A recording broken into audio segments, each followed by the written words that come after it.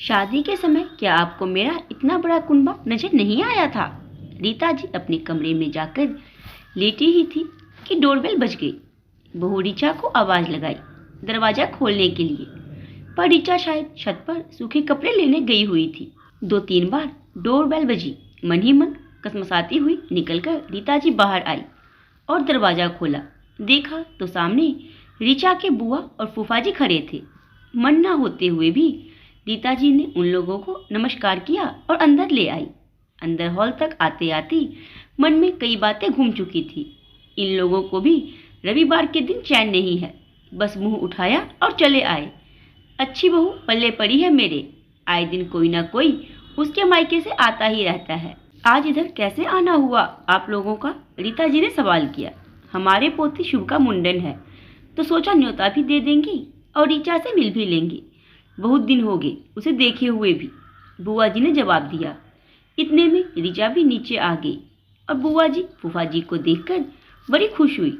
ऋचा को देखकर रीता जी ने कहा, बहू अपनी बुआ और फूफा जी को चाय नाश्ता कराओ, मैं अंदर कमरे में आराम करने जा रही हूँ, मेरा सिर दर्द हो रहा है।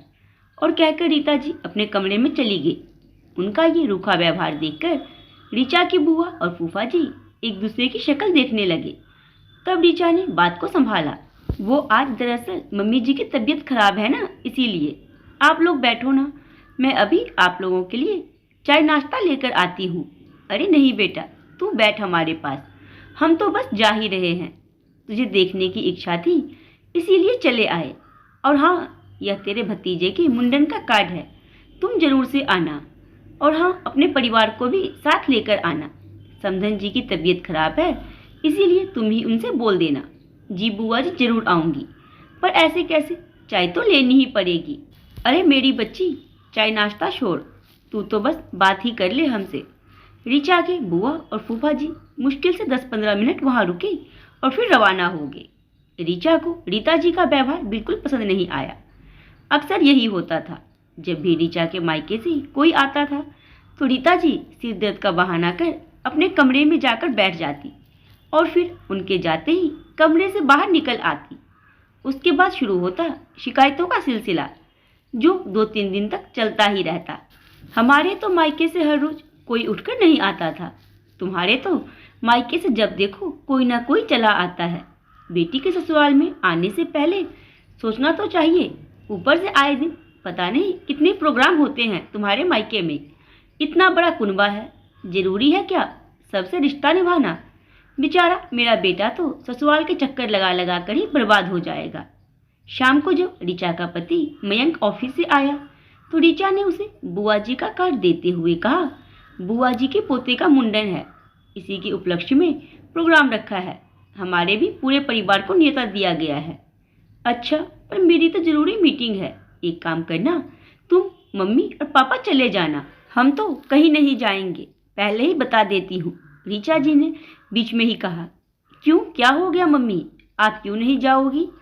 बुआ जी फूफा जी खुद घर पर आकर न्योता देकर गए हैं, आपको तो जाना चाहिए। मुझे थोड़ी ना देकर गए हैं, बस अपनी भतीजी के हाथ में देकर चले गए।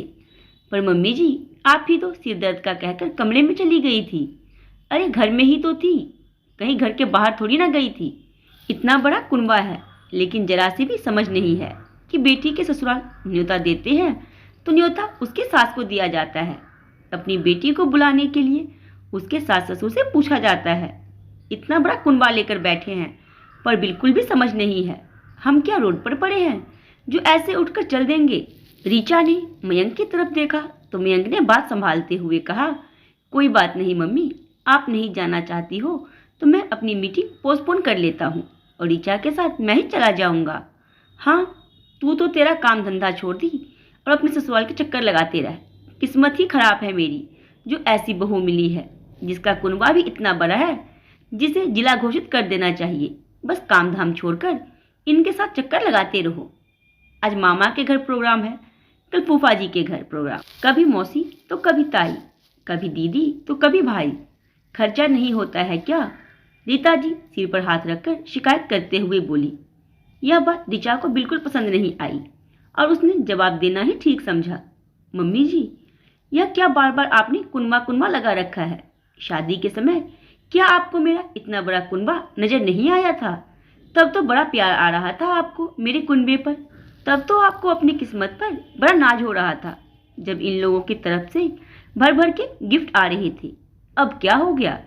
लेते हुए तो बड़ा अच्छा लगता है, देते हुए क्या समस्या हो जाती है आपको? जबकि हम जितना उन्हें देते हैं उससे ज़्यादा तो वो लोग हमें लौटा देते हैं। आपको नहीं जाना है तो मत जाइए, मैं अकेली ही चली जाऊंगी, पर कम से कम बार बार मेरे परिवार का बखान करना बंद कीजिए। ऋचा जवाब देकर अंदर कमरे में चली गई।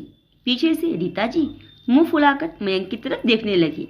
तब मयंक ने कहा, ये तो होना ही था मम्मी, बार बार आप इस तरह की बात बोलेंगी तो सामने वाला कब तक सुनेगा?